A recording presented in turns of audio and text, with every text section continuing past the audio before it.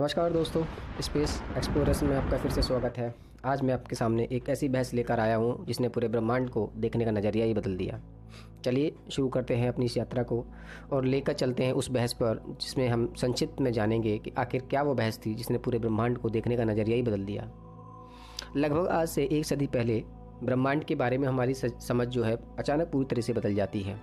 जो हम सच मानते थे वो पूरा का पूरा उलट जाता है। घटना है सन 1920 की एक ऐतिहासिक बहस की, जिसे हम ग्रेट डिबेट कहते हैं। यह बहस दो महान खगोलविदों के बीच में होती है, जिसमें पहला नाम था हैलो शेपले और दूसरा नाम था हेबर कर्टिस। दोनों के विचार ब्रह्मांड की प्रकृति को लेकर बिल्कुल अलग थे। अगर हम बात करें कि शेपली, तो शेपली ये कहते थे कि जिन सर्पिल निहारिकाओं को उस समय देखा जा रहा था वो हमारी अपनी मिल्की वे के किनारों पर ही स्थित हैं, यानी वे हमसे अधिक दूर नहीं है, वो बिल्कुल ही पास हैं। लेकिन अगर हम बात करें कर्टिस इस जो है सिद्धांत का खंडन करते थे। वो ये कहते थे जो भी आप सर्पिल निहारिकाएँ वास्तव में देखते हैं वो वास्तव में स्वतंत्र तारिका प्रणालियाँ हैं, यानी हमारी आकाशगंगा से कहीं अधिक दूर है। और शायद ये अलग अलग द्वीप ब्रह्मांड भी हों। लेकिन सवाल ये था कि क्या पूरा ब्रह्मांड केवल हमारी आकाशगंगा तक सीमित है या फिर यह उससे कहीं अधिक विशाल है।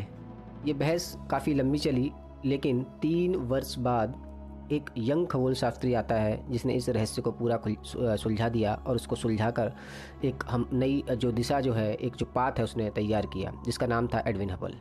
ये लॉस एंजलोस के पास स्थित माउंट विल्सन ऑब्जर्वेटरी में काम करते थे और 4 अक्टूबर 1923 को उन्होंने एक ऐसी खोज की जिसने पूरा इतिहास ही बदल दिया। हबल ने एक फोटोग्राफिक प्लेट पर अपने पसंदीदा पिंडों में से एक की तस्वीर दर्ज की, जिसको एंड्रोमेडा की सर्पिल निहारिका, जिसे हम M31 कहते थे, आज जिसे हम एंड्रोमेडा गैलेक्सी के नाम से जानते हैं, आज इसे हम एक अलग गैलेक्सी के नाम से जानते हैं। उन्होंने उस तस्वीर में एक ऐसा तारा देखा जो पहले कभी नहीं देखा गया। सबसे पहले उन्होंने ये सोचा कि क्या ये एक नोवा है।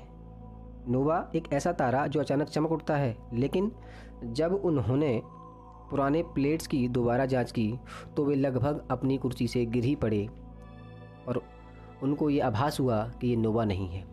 वो एक विशेष प्रकार का परिवर्ती तारा था जिसे सफ़ीड वेरिएबल के नाम से जाना जाता था, या सफ़ीड वेरिएबल कहा जाता है।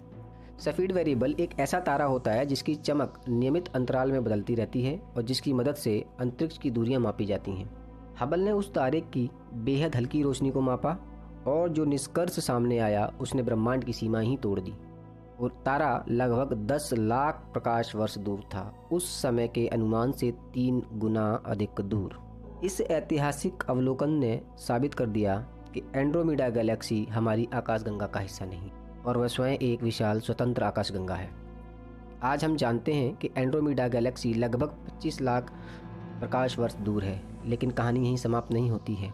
हबल और अपनी सीमाओं को पार करते हुए आगे बढ़ते हैं और उन्होंने 1912 में किए गए कार्य को भी आगे बढ़ाया, जो लोवेल ऑब्जर्वेटरी के खगोलशास्त्री वेस्टो स्लैफर ने किया था।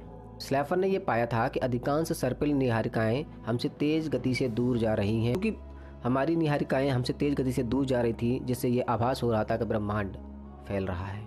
और इस प्रकार मानव इतिहास की सबसे महान खोजों में से एक ने जन्म लिया और ये बहस हमेशा के लिए समाप्त हो गई कि एंड्रोमेडा गैलेक्सी हमारी ही गैलेक्सी मिल्की वे के अंतिम छोर पर अवस्थित है। निष्कर्ष ये निकला कि एंड्रोमेडा गैलेक्सी अपने आप में एक अलग से गैलेक्सी है। अगली बार जब आप अपने टेलीस्कोप से एंड्रोमेडा को देखें और उसकी रोशनी के फोटोनों को अपनी चमक तक पहुँचते देखें तो मुस्कुराइए, क्योंकि वो फोटोन लाखों वर्षों की यात्रा कर आप तक पहुँचे हैं और उनके साथ आई है फैलते हुए ब्रह्मांड की कहानी। आशा करता हूँ आपको ये कहानी समझ में आई होगी। मुस्कुराते रहिए और आनंदमय रहिए। शब खैर।